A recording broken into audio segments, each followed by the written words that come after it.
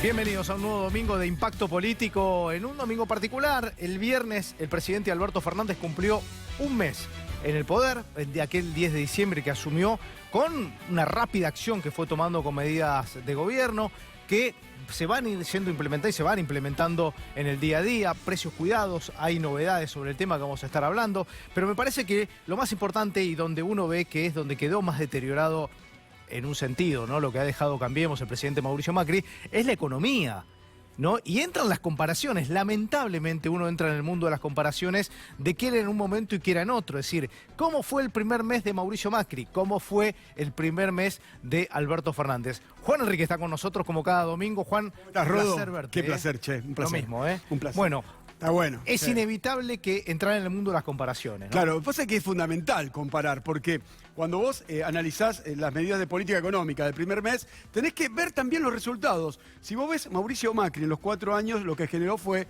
un 500% de evaluación. El dólar pasó de 9,60 a 65 pesos. 300% de inflación.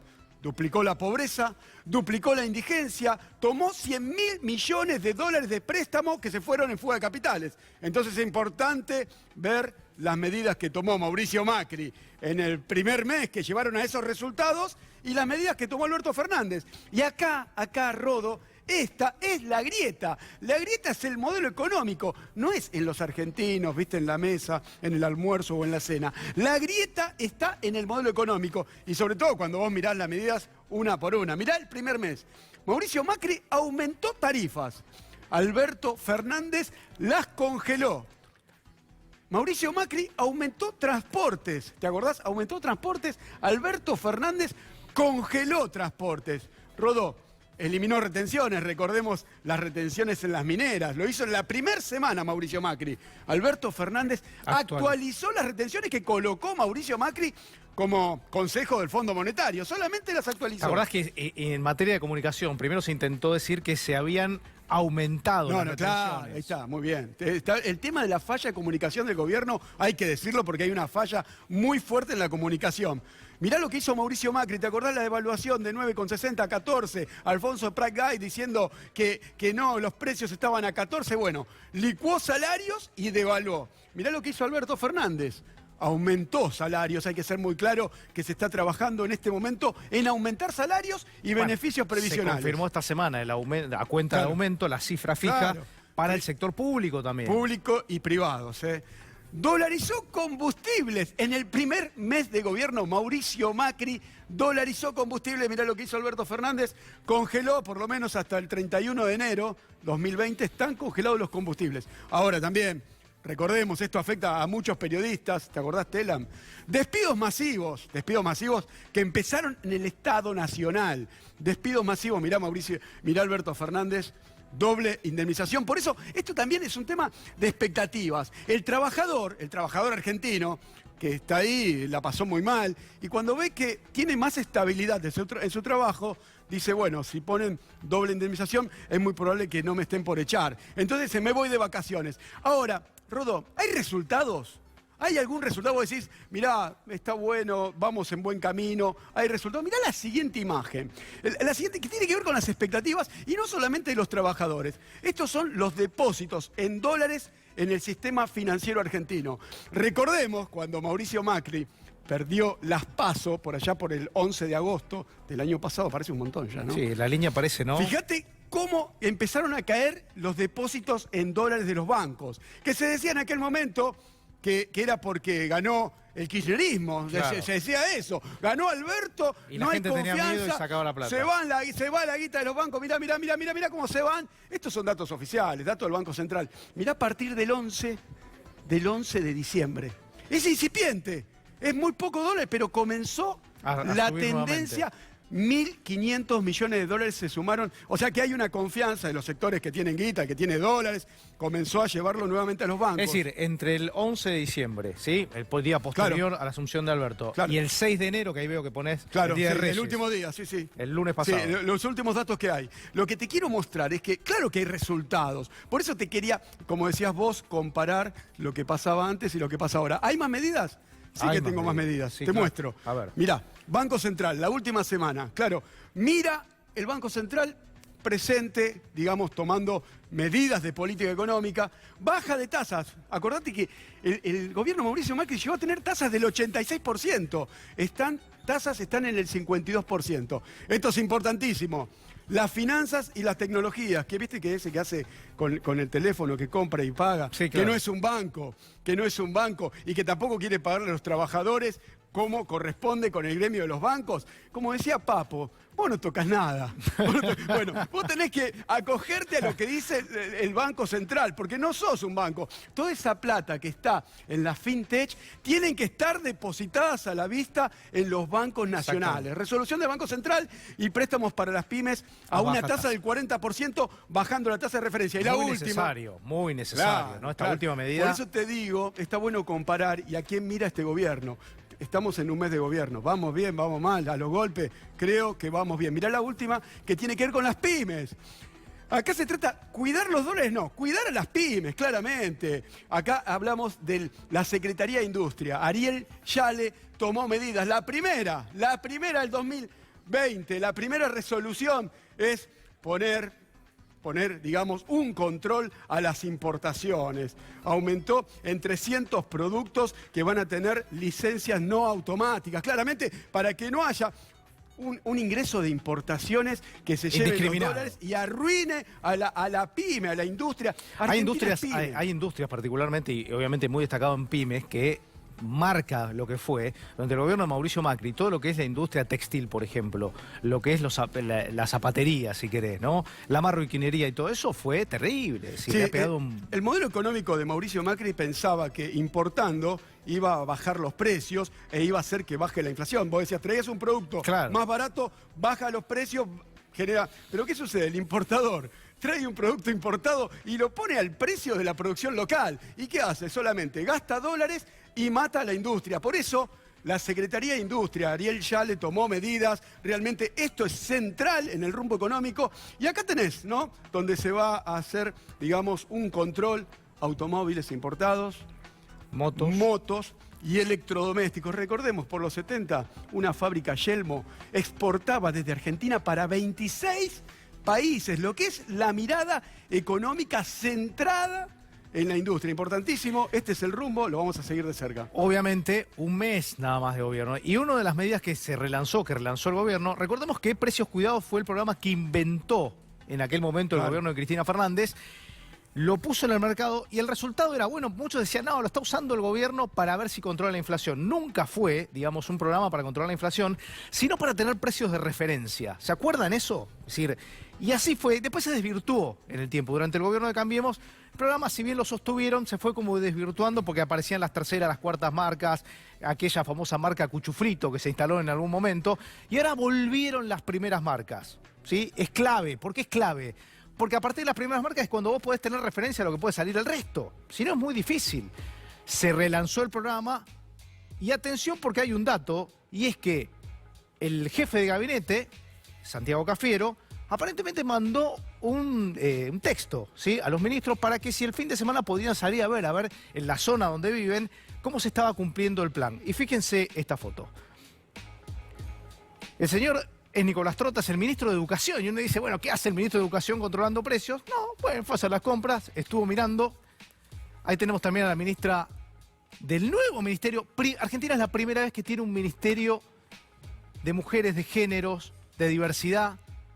Y esta ministra es la que también estuvo mirando precios. Nicolás Trota, muy gentilmente el ministro de Educación está con nosotros. Placer, ¿eh? ¿Cómo anda eso? Gracias por venir, ¿eh? Salieron a ver precios. Yo fui ayer a la noche. ¿Y? No, hay precios, a veces cuesta encontrarlos en las góndolas porque están mezclados en el resto, pero... Sí. No pierde las mañas todavía, digamos, ¿no? Cuesta... Pero bueno, creo que ahí la discusión de fondo, y que vos lo planteás, son precios de referencia, permite ordenar algunos desequilibrios que sabemos que existen en la Argentina, y después nos tiene que involucrar a todos en un rol de consumidores informados, ¿no? La búsqueda de un precio justo, y creo que es un trabajo a recorrer en los próximos meses. Pero creo que fue una muy buena iniciativa en estos 30 días, lo que ha podido lograr la Secretaría de Comercio, Pablo Español, el Ministerio de la Producción, ha sido importante, un primer paso sólido en ese sentido. Vamos a lo que tiene que ver, ¿no? Con esto que es posible que en la Argentina, digo, uno pasan los días y llega, digamos, llega diciembre, empieza enero y dice, ¿van a empezar las clases? Vieron que ha pasado muchas cosas, ¿no? Recordemos que el gobierno de Mauricio Macri había terminado con lo que es la paritaria nacional. Eso que, si uno quiere compararlo con Precios Cuidados, ¿qué es lo que hacía la paritaria nacional? Poner una referencia. No es que todas las provincias ni todos los distritos tenían que cerrar al valor que cerraba la paritaria nacional, pero establecía de alguna manera una referencia para que puedan empezar a negociar los diferentes gobiernos. Eso quedó en los últimos años desvirtuado con los problemas que eso contrajo como consecuencia. Vuelven las paritarias nacionales, lo dijo, creo que el primer día lo dijo Nicolás Trota, y hubo una reunión del Consejo Federal. ¿En qué está? En qué está, que la última semana de enero vamos a llevar adelante el primer encuentro de la paritaria nacional docente, pero creo que vos diste en el clavo. Vos decís, nos empieza a llamar la atención, o está en los medios la educación con el inicio del ciclo lectivo.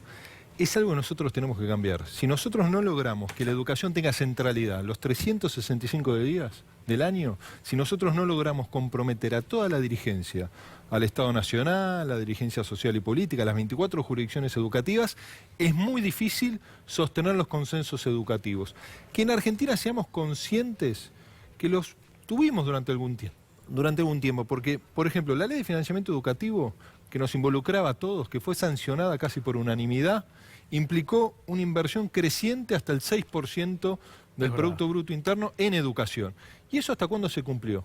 Hasta el 2015. A partir del 2016 empezó una caída en términos de inversión, lo que nos debería haber alarmado mucho más a todos, porque eso no solo repercutió en la marcada caída de los salarios de los trabajadores, sino también en la infraestructura, en la formación de los maestros y maestras, en planes que se desarticularon, como Plan Nacional de Lecturas, que nosotros hemos relanzado, o el Plan de Conectar Igualdad, lo que implicaba un acto de ciudadanía, que nuestros niños y niñas accedan a una notebook, que eso no solo tiene un impacto pedagógico dentro del aula, sino también de cara a sus hogares, porque en muchos hogares era la primera computadora a la que se tenía acceso. Entonces nosotros... Es decir, el haber eliminado la paritaria nacional creo que es un daño enorme, ¿no? Porque, a ver, no era es decir, cada distrito después cerraba un valor, porque era así, digamos, las negociaciones eran por distrito, es decir, cada provincia, pero tenían más o menos una referencia, ¿no? En esto de interrumpirlas, creo que ha sido un daño.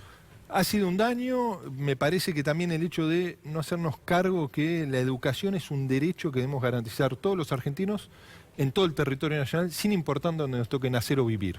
No podemos tener una educación de cierta calidad o de cierta capacidad de... Sí, depende de dónde vivas. Depende de dónde vivas, y eso termina ocurriendo en la Argentina, porque nuestro país se caracteriza históricamente por una profunda desigualdad según las regiones, y la educación no está exenta, y tampoco la escuela está exenta del derrumbe general que vivió la Argentina.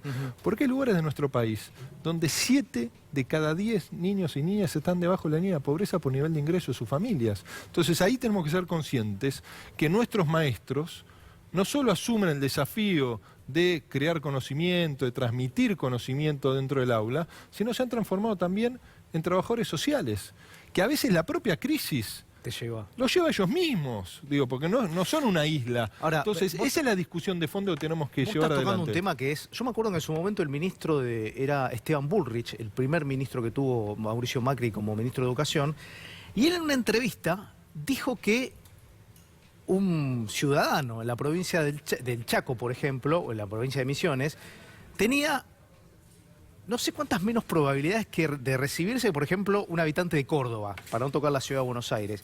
Me pareció tremendo eso. Hay que marcar esto. La escuela tiene que ser, no es la única, pero tiene que ser la principal herramienta de ruptura de las desigualdades. Hoy, ¿qué garantiza el progreso en el mundo y en Argentina en particular de una persona? El hogar en el que nace. Sí, claro. Y lo que tiene que romper esa herencia que muchas veces es lo que marca nuestro futuro, en parte la escuela no es solo la escuela, pero la escuela es una institución central en la construcción, en moldear la sociedad del futuro.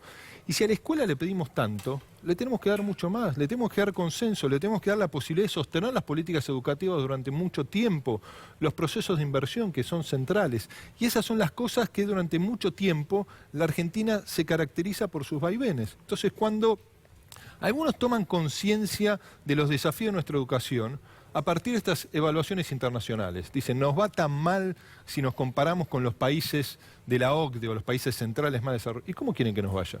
Sí, en claro. una Argentina que se derrumba, en una Argentina que no sostiene los procesos de inversión, en una Argentina donde muchas veces se termina enfrentando a los maestros y a las maestras, Sí, claro. cuando cualquier política educativa ingresa al aula de la mano de los maestros. Sí. Entonces, lo que tenemos que ser conscientes, y la paritaria es una herramienta importante en ese sentido, es que tenemos que construir consensos para que la educación no solo nos interese frente al conflicto o frente al inicio del ciclo lectivo, sino que podamos trazar una agenda que, entre otras cosas, nos permita enfrentar la profunda desigualdad que tiene la Argentina en dos áreas principalmente, en el norte grande de nuestro país y en los conurbanos de nuestras grandes ciudades.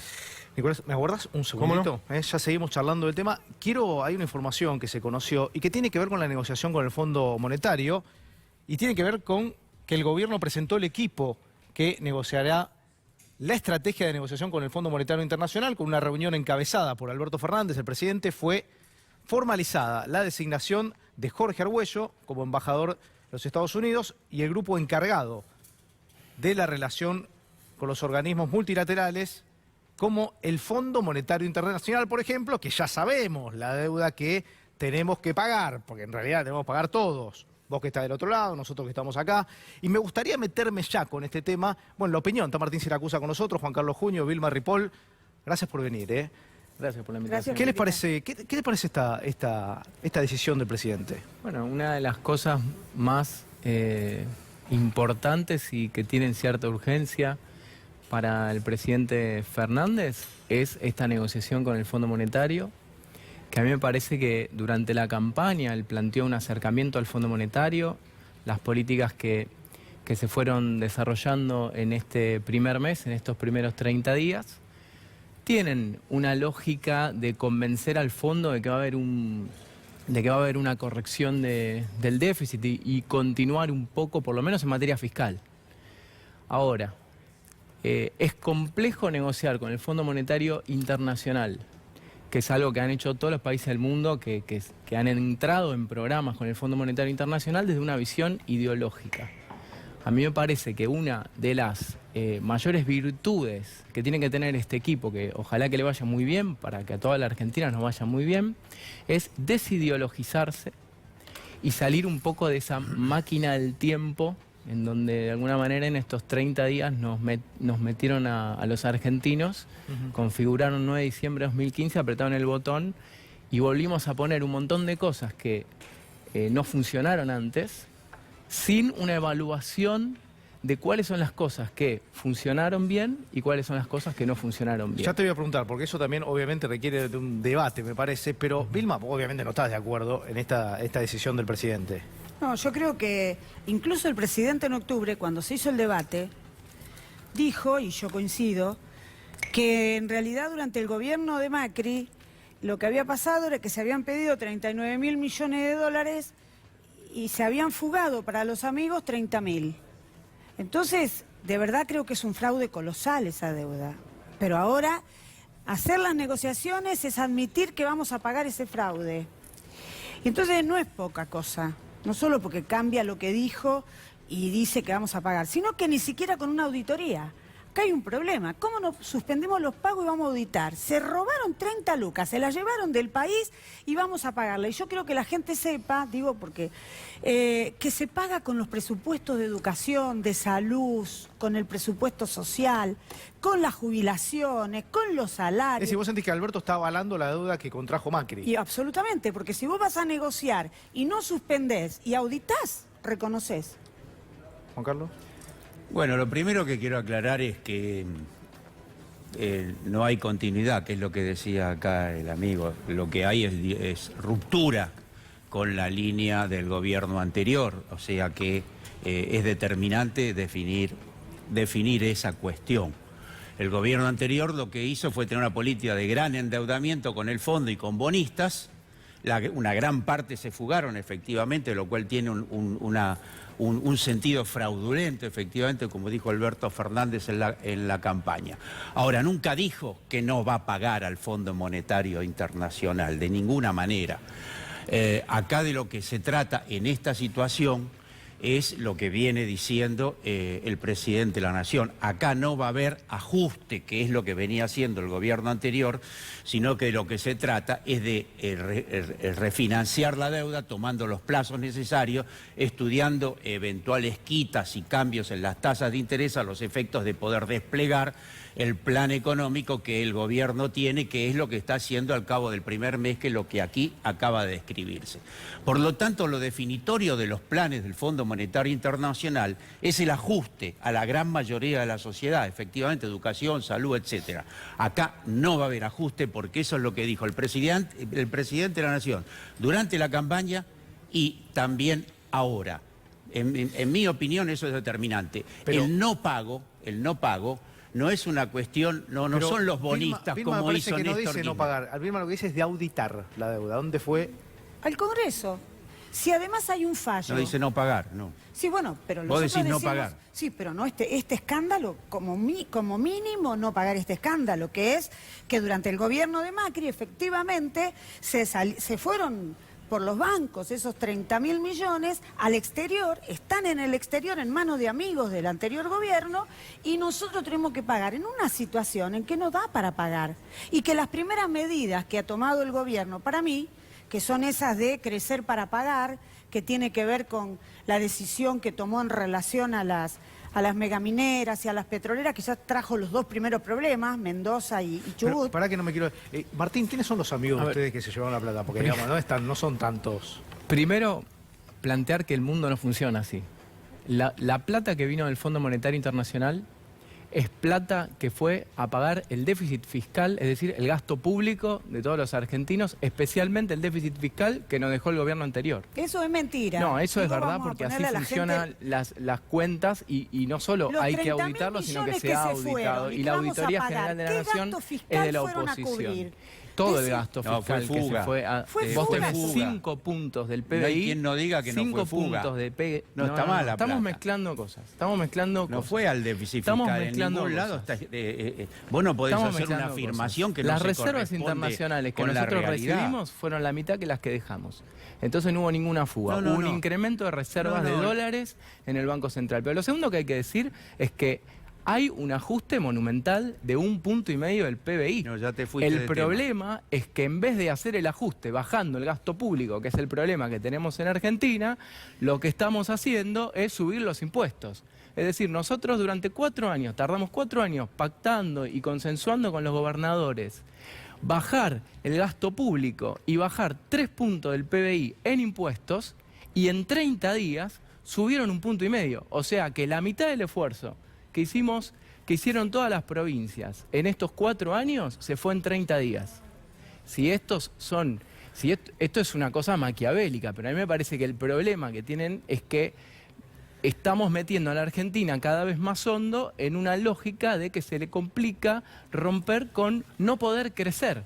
Porque el problema que tiene Argentina es vos que decís hoy que- no puede crecer. Juan, vos estás diciendo que se va del tema, pero no quiero dejar de responder esta pregunta, digo, ¿no? Porque está mirando, digo, ¿dónde está la plata, digamos? ¿Dónde está ese dinero? Claro, ¿te digo? Porque es imaginas un montón esa de plata. cantidad de guita si hubiese entrado otra que las paritarias? Tendríamos plata para aumentarle a los docentes, a los trabajadores, la salud, a todo. Una fiesta sería. 30.000 millones de dólares. La gente, como nunca vio ni 100, no sabe lo que es.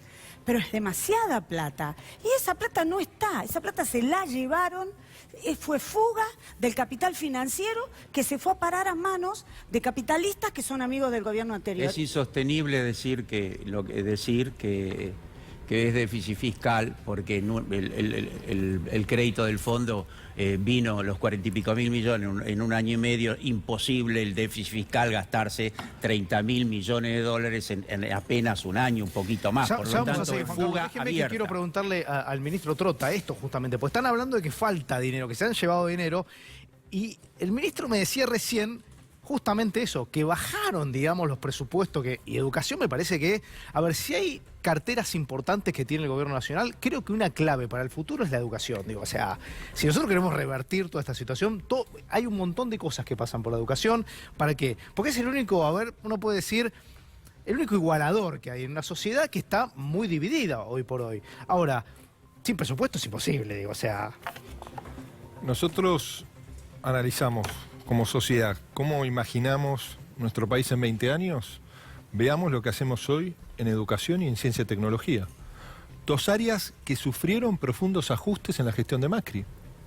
Digo, dos áreas, en el caso de la educación, que la inversión pasó del 6,1 en el 2015 al 4,8, 4,9 en nuestra última proyección del gasto del 2019. Y ni hablar lo que pasó en ciencia y tecnología, que hoy nosotros debemos estar invirtiendo el 0,45, ¿no? Se llegó a invertir el 0,7 en el mejor momento. Entonces, y todavía dista mucho lo que invierten los países centrales, ¿no? Vamos a los países que son ejemplos en ciencia y tecnología, invierte más del 4%. Claro. Entonces, bueno, ahí tenemos enormes desafíos. Y creo que lo que tiene que transitar hoy la Argentina es la agenda de la emergencia, que se vincula a una agenda de justicia social urgente, de una mínima dignidad ciudadana, pero también avanzar en lo que tiene que ser la agenda de las transformaciones necesarias para salir de esta situación en la que estamos. En una situación donde creo que lo que nos debe comprometer a todos es la situación social tan grave, pero también reafirmando los enormes condicionamientos que se ha encontrado el gobierno de Alberto Fernández. ¿Cuál es en particularmente en educación, digo, no? Porque me parece crucial el área. ¿Qué se encontraron? Nosotros encontramos un ministerio y en el área educativa que no había puentes con los demás actores del sistema. Esto es un dato objetivo. No había diálogo con las organizaciones sindicales, no había diálogo con las jurisdicciones provinciales, ¿no? El Consejo Federal de Educación no se reunía hace más de un año, es lo que me dicen los propios ministros de la provincia. Entonces, ¿cómo? Así, no para hablar paritaria, para hablar nada. Para nada. Digo, la paritaria es una herramienta Sí, claro, importante, sí. pero no la única. Digo, no había objetivos pedagógicos comunes. No hay una agenda para empezar a decir cómo rompemos esas profundas desigualdades educativas, no solo, pero educativas principalmente porque es nuestra responsabilidad que tiene la Argentina. Nosotros ahí trazamos una agenda de cómo recuperamos los procesos de inversión, cómo empezamos a discutir el camino que tenemos que transitar juntos, todos los que somos parte del sistema educativo, y cómo avanzamos en tres cuestiones que para nosotros son centrales. Escolarización temprana, la ley argentina marca la obligatoriedad de sala de 4 y sala de 5, nosotros queremos avanzar en sala de 3 y sala de 2. Yo me acuerdo que en su momento, en la campaña anterior, no en esta, el expresidente Macri hablaba esto de la educación temprana y que iban a construir creo que 3.000 jardines de infantes en todo el... ¿Cuántos se construyeron? No te quiero mentir, pero lo veíamos el otro día con el área de infraestructura, creo que 92. De 3.092. Sí, muchos que no están terminados, hay muchos que se empezaron y yo recorrí con el intendente Juanchi Zabaleta en Hurlingham, una escuela, un jardín, que le faltan 3 meses para terminarlo, hace 1 año y medio que está parada la obra. Y nos comprometimos, provincia, nación y municipio, en terminarla para que puedan empezar las clases. Y de esos hay cientos de casos, ¿no? Entonces me parece que ahí tenemos que tener puesto el foco. Cuanto antes un niño o una niña se escolarice, más posibilidades hay de tener una trayectoria extensa en toda su escolaridad. Y eso es fundamental. Primero, nosotros también queremos poner prioridad en ese objetivo en los sectores de mayor vulnerabilidad de la Argentina, ¿no? Para que esos niños puedan ingresar a una sala de 2, donde nosotros tenemos la sala de 5 casi universalizada, no así la sala de 4, que faltan muchas vacantes y hace falta inversión en infraestructura, Claro. y hay que avanzar en sala de 3 y sala de 2. Y lo otro que también para nosotros es central es la jornada extendida en la escuela secundaria. Si nosotros queremos mejorar la capacidad de formación en ciudadanía y para un mundo del trabajo como el que transitamos hoy, la escuela secundaria es fundamental. Y ahí la jornada extendida es tan importante como los 180 días de clase. Tener a nuestros jóvenes, adolescentes, 3 o 4 horas más en la escuela todos los días, que también va a permitir lo que para nosotros es central, es una nueva oleada de democratización de acceso a la escuela, a la institución universitaria. Tengo muchas preguntas, ¿no? Porque si una, ¿cómo piensan cubrirlo? Porque me parece súper importante, pero vos hablabas de los puentes, ¿no? Esto de los puentes, que no se reunía el Consejo Federal de Educación, decía, no había vínculo con las provincias en materia educativa, no habría vínculo con el sector de los trabajadores y con los gremios, quienes los representan. Y es un punto clave, digo. Yo el otro día miraba cuando el gobernador Kicillof tomó la decisión de devolver los días de huelga que le habían descontado a los docentes, por justamente pasaba lo mismo, es decir, no era muy diferente la situación, no se reunían con los gremios, no había vínculo con los gremios. ¿Cuánto cuesta recomponer esos puentes? Bueno, yo creo que hoy estamos en un momento de la Argentina donde todos queremos sentarnos en una mesa y donde también somos conscientes que más allá de las diferencias compartimos un objetivo común. Entonces creo que ahora lo que tenemos que lograr es tratar de encontrar un sendero que nos convoque a todos o que sean líneas paralelas que nos permitan llegar al mismo objetivo. Yo creo que es posible, creo que estamos en una instancia donde la primera reunión va a poder marcar una agenda que incluya no solo lo salarial, sino toda esta agenda mucho más ambiciosa, ¿no? Desde infraestructura, el Plan Nacional de Lectura, la aplicación de la Ley de Educación Sexual Integral, que es una deuda pendiente también en muchas regiones de nuestro país y que hay que avanzar en ese sentido. Entonces yo veo a las organizaciones sindicales con un enorme compromiso, ¿no? Y a las jurisdicciones provinciales también, pero creo que ahí también tenemos que lograr una mirada común de objetivos concretos, porque parte vos lo decías, a las palabras hay que ponerle financiamiento. Digo, si nosotros queremos que la política pública... No, si no queda en discursos. Si nosotros queremos trazar objetivos concretos, eso demanda que rápidamente tracemos el camino para poder volver a cumplir la ley de financiamiento educativo que se sancionó hace casi 15 años. Entonces, ese es el objetivo central, mientras empezamos también a tener una agenda que permita, ¿no?, en la recuperación de la Argentina, que la escuela recupere su espacio de centralidad de acceso y construcción de saberes. Y no como pasa hoy, que es una instancia de defensa mínima de derechos tan vulnerados en nuestros niños y niñas. La pregunta seguramente de los padres que están del otro lado es siempre, digamos, uno empieza esta época y siempre es la misma pregunta. ¿Empiezan las clases? Porque lamentablemente, ¿no?, los docentes empiezan a reclamar, es tal vez la época del año donde pueden meter más presión para conseguir un mejor salario, entre otros beneficios, porque uno cree que en la paritaria solamente derechos, se negocia... no beneficios, derechos, son derechos. Digo, el derecho que tienen nuestros maestros, ¿no?, a un salario digno, el derecho que tienen nuestros maestros a una formación constante, el derecho que tienen nuestros niños y niñas, adolescentes, a tener una escuela que los interpele, que les abra el mundo.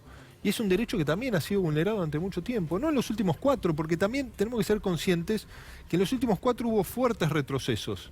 Pero si miramos la educación de los 90, ¿no?, también había muy poca inversión, se le tiró a la educación a las provincias por la cabeza, hubo un desapego a un modelo educativo transformador de la sociedad. Entonces, si van a empezar las clases, que es tu pregunta, yo estoy convencido que sí. ¿Por qué? Porque los maestros quieren que empiecen las clases. 2 de marzo empiezan las clases. En casi todas las provincias, algunas Claro, una semana antes fecha. y algunas el 9. Yo creo que sí. Yo creo que tenemos que sacar el conflicto de la agenda. Digo, y que tenemos que poner, que es lo más importante, yo lo he hablado con muchos dirigentes, no pensemos solo en marzo, no pensemos solo en abril, pensemos en los próximos 2 años qué tenemos que hacer juntos. Tenemos que trazar un camino en un momento de complejidad enorme, en un momento de urgencias cotidianas. Lo vemos en lo que es el plan de lucha contra el hambre. Pero tenemos que animarnos todos a decir, este es el camino que tenemos que recorrer, es tiempo que lo recorramos juntos, es tiempo también que la política asuma los compromisos necesarios para llevar las palabras a hechos concretos, y yo estoy seguro que lo vamos a hacer. Placer verte. Bueno, muchas gracias. Gracias, buen año. Gracias. Y vamos a volver a debatir, en este caso, como contábamos recién, como Nicolás Trota y otros ministros fueron a ver y hacer un seguimiento de lo que fue el lanzamiento de Precios Cuidados, a ver cómo estaban en los diferentes locales, cómo estaban los supermercados. Bueno, hay alguna referencia, no cambian las mañas, digamos, no es que están todos juntos, hay que buscarlos por ahora, pero quiero tirar en la mesa, ¿no?, este tema, este relanzamiento de Precios Cuidados, ¿cómo lo están viendo? El que hable primero gana. Yo lo veo muy bien, creo que es una de las grandes urgencias y prioridades que planteaba el presidente en la campaña y en el discurso ante la Asamblea Legislativa. Lo primero es frenar el aumento de los precios que imposibilitaba que millones y millones de trabajadores de sectores humildes y de clases medias puedan acceder a fundamentalmente lo que tiene que ver con la alimentación, con la limpieza. Los 300 productos son 300 productos vitales que ahora el Estado interviene para que los grandes fabricantes, los grandes distribuidores, los dueños de las grandes marcas y los grandes supermercados, en el marco de la idea del libre mercado, no hagan lo que quieran en función de potenciar su tasa de ganancia. El gobierno anterior sostuvo el programa, digamos, tal vez lo desvirtuó un poco. Sí, pero lo cambia totalmente porque coloca marcas y artículos que no estaban artículos totalmente secundarizados, y entonces no actuaba sobre lo que es el verdadero consumo de la sociedad. Por otra parte, una gran parte bajaron de precio. Creo que es el Estado. Ahora de lo que se trata es de controlar y de fiscalizar el acuerdo que eso va a ser otra novedad. Vamos a ver cómo estaba el programa en 2015, el programa Precios Cuidados, y cómo está hoy, ¿sí? En este lanzamiento que hizo el gobierno, la cantidad de productos, por ejemplo. En 2014 había 194 productos, en 2020 son 310 los productos, se mantienen 10 artículos con igual presentación, tamaño y marca, porque se acuerdan que en su momento, después las marcas empezaron a desvirtuar el tema, entonces le cambiaban la cantidad, empezaban a hacer algunas cositas de marketing que lo cambiaba. Así que es importante esto, con igual presentación. Y por otro lado, 2014, fíjense la inflación en esto, ¿no?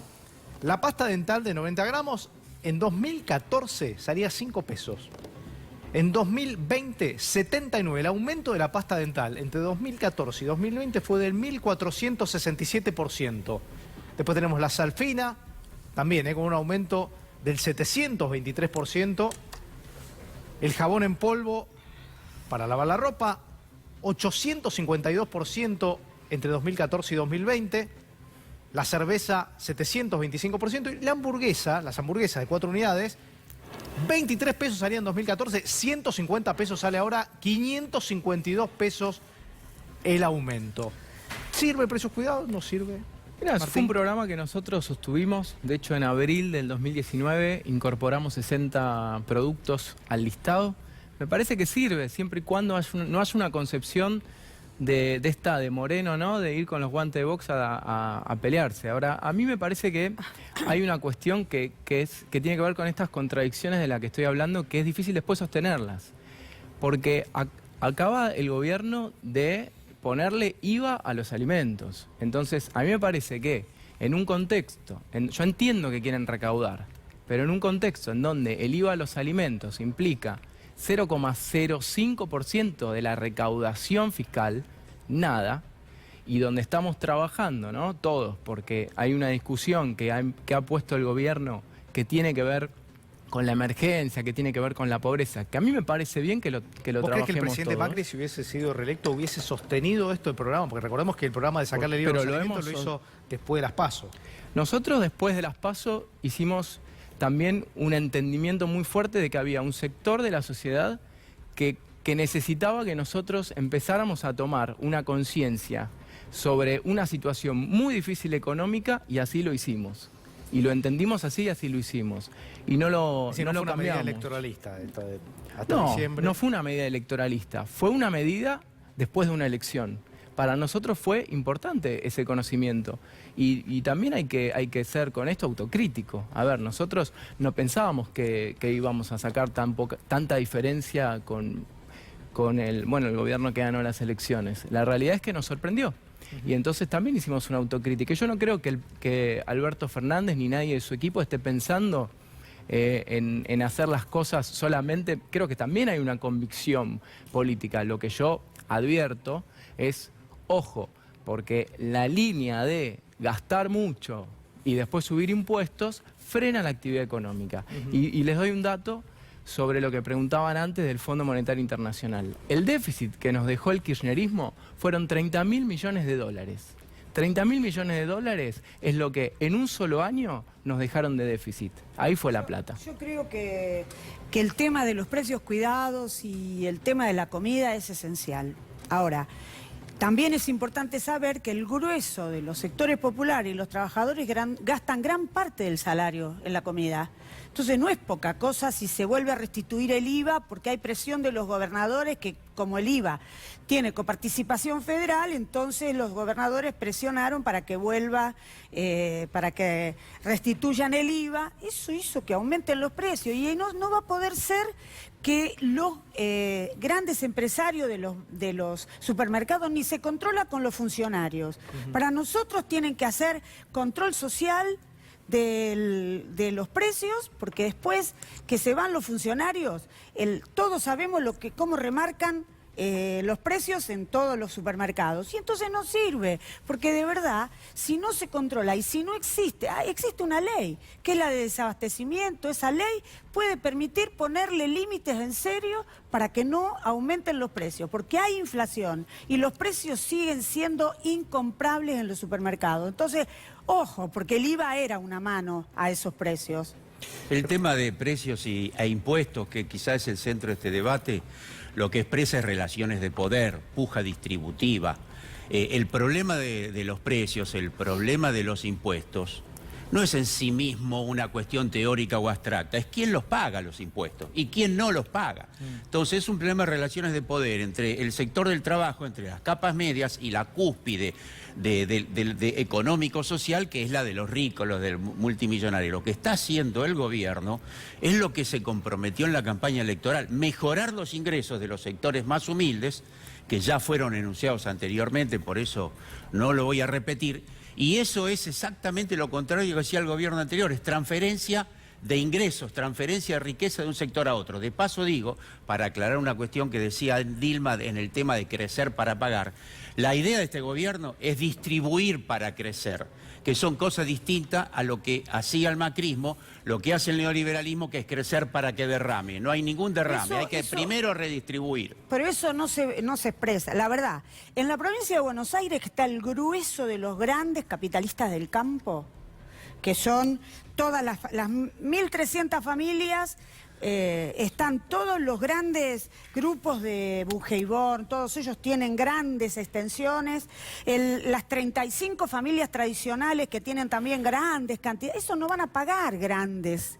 Habría que hacer segmentadas los precios para los que van a pagar, si no, terminan pagando los pequeños y medianos productores, los pequeños y medianos propietarios de las casas en el resto de los impuestos, y en la provincia está el 40% de la población. Entonces, ojo con lo que hacemos, porque es muy delicado y hay muchos lugares de donde sacar plata, que no sean los jubilados, con el congelamiento que se hizo, que es el congelamiento de la movilidad, porque no te olvides que en Francia hay un escándalo que lleva días y días por el tema de las jubilaciones, y que en el resto de América Latina y en todos los países también, porque el fondo, cuando viene, aplica, y cuando aplica la gente responde. Gracias a los tres por haber venido, es un placer tenerlos. Y me voy al encuentro de Juan Enrique, Sí. porque vamos a intentar explicar, a ver, el conflicto entre Irán y Estados Unidos tiene un origen económico todo esto, Sí, ¿no? yo escuchaba atentamente el debate, ¿no? Sí. Acá en la Argentina la economía es una herramienta de la política, y vos fíjate que hace un ratito hablábamos que es la grieta, ¿no? Claro. La economía es central, hablamos de guita, hablamos de bienestar, de salario, de jubilados, pero que quede claro que la economía es el centro de los encuentros bélicos. Claro. Las guerras son económicas, señores. Se pelean por guita y claramente lo que te quiero mostrar, que es el centro... Ahí tenemos un acá barril está. de petróleo. El barril de petróleo. El barril de petróleo son 160 litros, vale a dólar de 65, porque si vos importás un barril, lo pagás con el dólar oficial. Claro. 4.200 pesos. Mirá, 4 lucas 200 vale ese barril, 4.200 pesos. Y vos decís, ¿sabés qué pasa? ¿Por qué hay una guerra detrás de esto? Mirá todo lo que genera un barril de petróleo. Mirá, 280 millas, 450 kilómetros con un auto, 450 kilómetros de nafta con un barril de petróleo. A la vez, con los residuales, podés completar 12 garrafas de 11 kilos. Mirá, y un camión, vos decís, un camión, ¿cuántos kilómetros con gasoil? 40, 50 millas, 80, con un solo barril. Con un solo barril, mirá esto, mirá. Un balde de asfalto con un solo barril, que son 4.200 pesos. Y una lamparita de luz prendida durante 10 meses. Yo te tenía otra placa, no la vamos a hacer, que muestra lo residual. Es buenísima la explicación, digo, ¿no? Porque entender dónde está la puja del barril de petróleo. En este caso, ¿dónde está la puja por el petróleo? Ten en cuenta que aparte tenés la industria del mirá, acá tenés. Esto es el residual. Con el barril, 4.200 mangos, rápidamente. 40 remeras, 750 peines. Y como estos muchachos no se van a enfrentar fuertemente, mirá acá está. Mirá esto. Mirá lo que significa para Estados Unidos la hegemonía económica mundial. Fíjate, acá está Irán. Todos los intereses con respecto al petróleo fósil, porque estamos hablando del petróleo fósil, el petróleo más fácil de extraer, que con 4.200 pesos producir lo que te mostré. Y claro que Estados Unidos lo tiene rodeado, muchachos. Lo tiene rodeado, porque más allá de la energía, hablemos también de lo que tenemos nosotros en el norte. El barril de petróleo todavía es central. Y vamos a meternos con este tema, ¿no? Para hacer el análisis internacional de lo que está pasando entre Estados Unidos e Irán. Recordemos un avión que cayó, que el gobierno iraní finalmente terminó reconociendo, porque todos dudábamos, ¿eh? Todos pensamos en su momento que había sido un misil de Estados Unidos que lo había derribado, este avión ucraniano. Y finalmente fue Irán quien salió a reconocer que fue, porque no respondió en 10 segundos y tomó la decisión de bajarlo. Está con nosotros Amílcar Salas Oroño, que es analista internacional, y Oscar Hussain Amaya, que es de la Casa para la Difusión del Islam. Gracias a los dos por estar. Gracias por la invitación. Ahí damos una explicación del tema petróleo, la puja que hay en todo esto. Pero ¿qué están viendo de este conflicto, no? Porque hay vida de personas en el medio de todo esto. Sí, millones de personas. Está bien esto de ver y presentar el tema con un mapa, ¿no es cierto? Porque ahí veíamos que el Irán está en un lugar estratégico, ¿no es cierto?, entre Asia y Europa. Y por Irán pasan buena parte de los distintos oleoductos y los distintos cruces que hay y comercios con los recursos naturales. Quiero decir, no por acaso es una zona muy tensa, ¿no? Globalmente. Ahora, esto se mezcla, además de las cuestiones petroleras y del lugar geográfico en el que está situado el país, hay un interés también, digamos, una occidentalización del conflicto, ¿no? de una transformación que involucra también no respetar, de alguna manera, los propios términos de los países, ¿no? Quizás ahí se mezclan cuestiones económicas, geopolíticas y hasta culturales, porque lo primero que se hace en los distintos aparatos ideológicos, por medio de la prensa, es mostrar a los pueblos de Oriente Medio como barbáricos, como...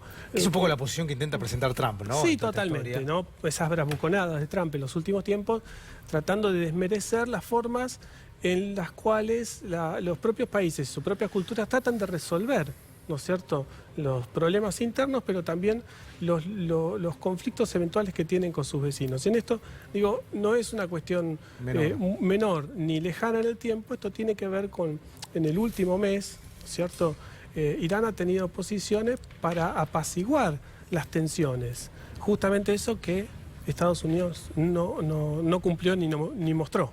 Oscar. Bueno, en primer lugar, buenas noches. Agradecer la invitación de parte de nuestra comunidad.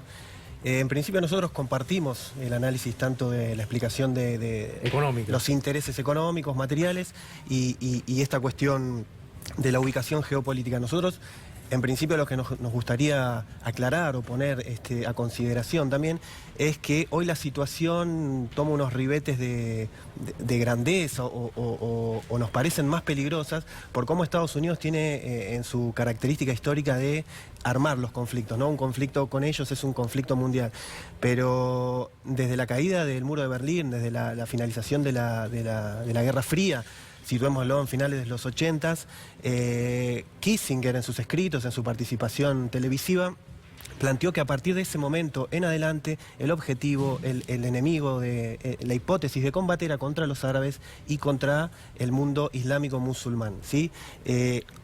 Estamos hablando de que esta situación que para nosotros hoy es terrible, los países árabes y el mundo islámico lo está viviendo hace más de 40 años. Eso también hace una referencia a por qué las respuestas se dan como se dan. Y lo que evidencia, si nosotros tomamos este punto de partida como análisis, es que las implicaciones y los jugadores dentro de este juego son variados y eso es lo que hace complicada la situación. Porque por un lado tenemos esta cuestión económica que bien marcaban.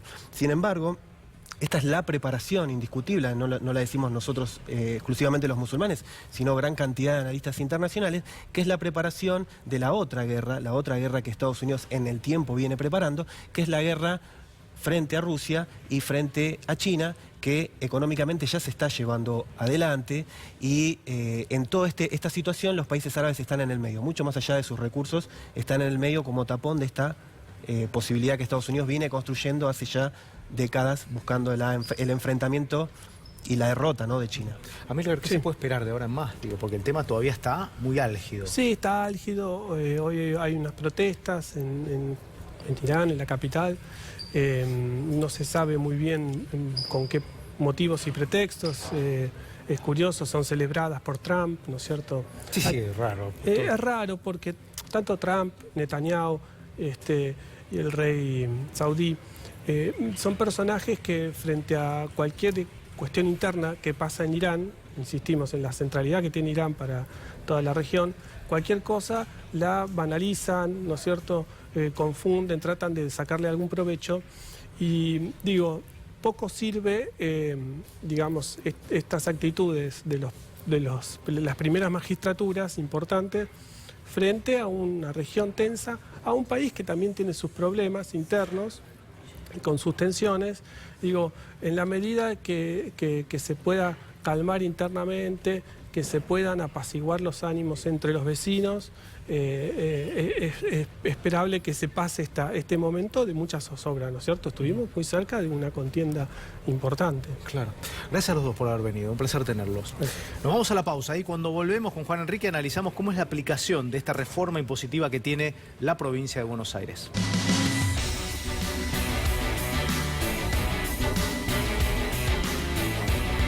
Bueno, y después de un debate enorme, finalmente salió la ley impositiva que pedía el gobernador Axel Kicillof, se dio algunas cosas.